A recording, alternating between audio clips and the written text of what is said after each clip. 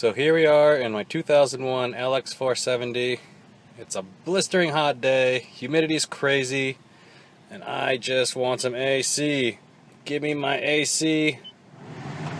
It blows, but it blows only hot air.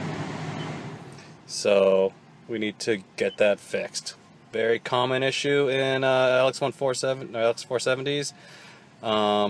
And also in Land Cruisers is the rear AC line ends up leaking, and then your AC system cannot hold pressure and it leaks the fluid everywhere and you no longer have cold air coming out. So we're going to start by looking at how to replace that.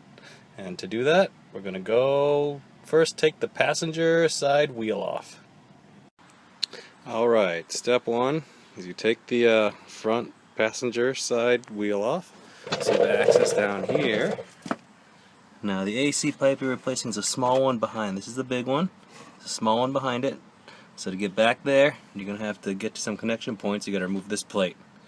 To remove this plate, you got to get rid of that screw. To get to that screw, it's blocked by this shroud. So we're going to pop that thing off the shroud.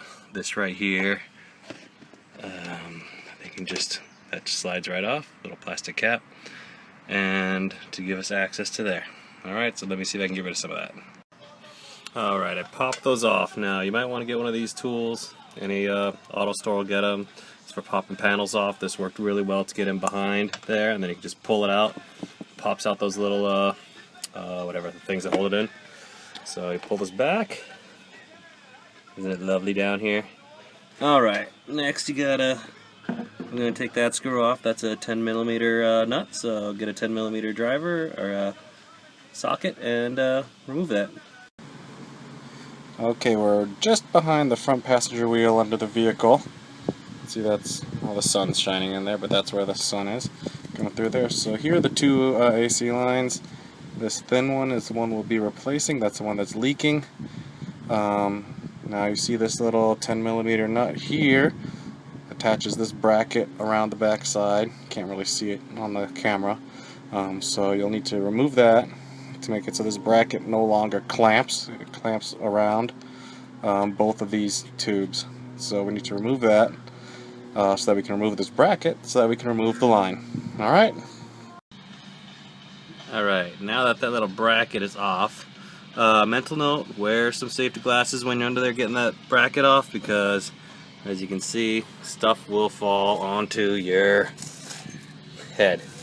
So if your face is right there, you're going to be getting a lot of junk. It collects a lot of dirt and grime. So anyway, just wanted to give you a little warning, a little friendly warning. So here is the connection to the AC line that we are going to be removing. Alright, that's the little guy. Alright, this is a little AC line if you want to see what was wrong with mine. That should make it pretty obvious. Gee, wonder if that's leaking or not. Yeah, okay. There we go. So that is why I have to replace that line. This is going to the rear AC. And why it doesn't hold any pressure. Just a slight leak. A little bit. Alright, my head's basically where the passenger side wheel goes. So I'm looking back the vehicle. And this is the next bracket you're going to have to remove. Another 10mm nut on there.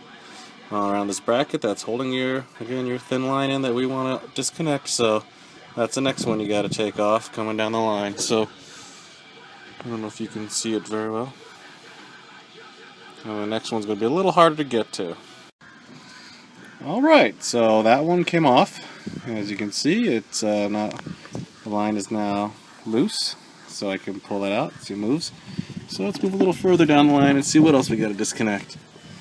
And, oops, sorry about that. And this is the next bracket, right past your, that's your suspension fluid. So this bracket here, again, it's another 10mm nut right there we're going to have to take off to remove it. And again, our line is the top one, the thin one, not the fat one. The thin one's the one we got to get rid of. So 10mm nut again. Alright, so even with this disconnected, this bracket here, see, this is one piece that comes like this, and then there's another piece that comes up the other side, and there's a screw right in the middle here, but the screw of course originates from the back side. It's a Phillips head going that way. So you're actually either going to want to bend these off if you're going to replace this whole thing, or you could pop off the big line here too, and then you'll be able to slide it off. Those are pretty much your two options, since you can't really get back there to unscrew this bracket. Pretty horrible design in my opinion, but that's what you got, so just giving you a heads up. Alright, and now if you follow this down, it's going to go here, and then it actually comes around up here and up behind this heat shield, and here is your big old muffler under your vehicle. So you're going to want to take that screw out, that nut, so you can drop this heat shield to see where this line goes in underneath there, because as you can see there really isn't any access. And that's pretty tough, so I'm just going to be able to bend it down. Alright, I got that nut off. To do that, I just used this socket here. You can see it fits right up. There's the muffler, right up over the muffler, and then you can get up there and take it off. That heat shield also has a second screw going around the side of the muffler, and you see it right there. And so there you have easy access down here, so just get a long extension on here, and then you can actually use air tools. Yay! Alright. Yeah, sorry the picture's not coming out good. Alright, there's one more bracket. You can see I've got a little 10mm socket on it. That's right up there, that bracket. Here's the extension coming down here. Is the last one holding on the AC line, and then we're going to be able to disconnect it.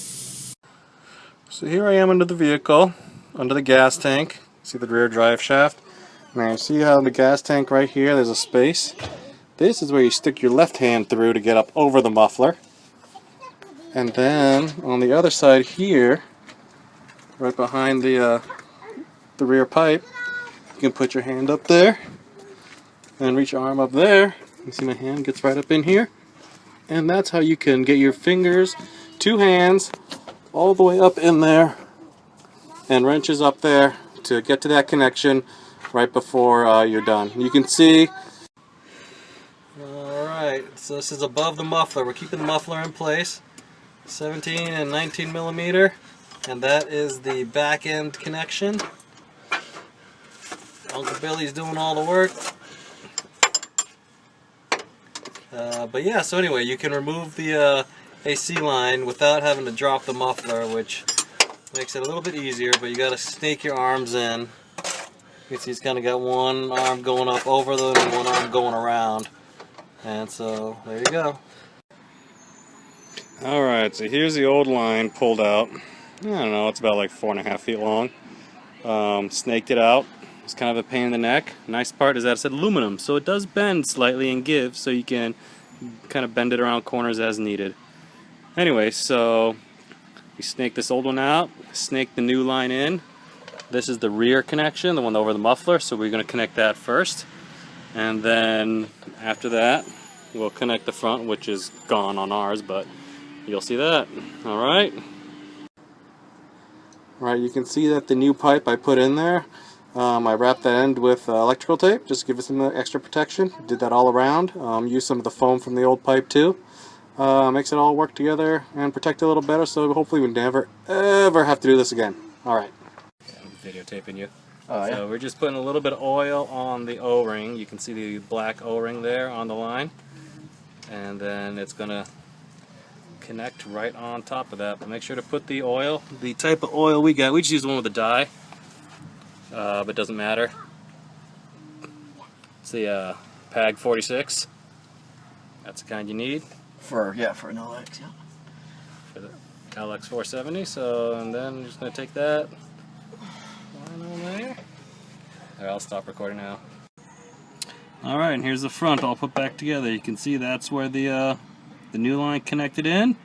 The connection's underneath the tape there. I just taped it up to protect it, and as you can see I taped all the way down this side here because that's also where just a lot of grunk and grime. I also kind of painted this plate up so that when you put it back on it looks a little cleaner and neater. But anyway, so that's it. So after this is on, we get to test the system to make sure it holds a vacuum and pressure, and then we will refill the AC line, and I'll walk you through all that.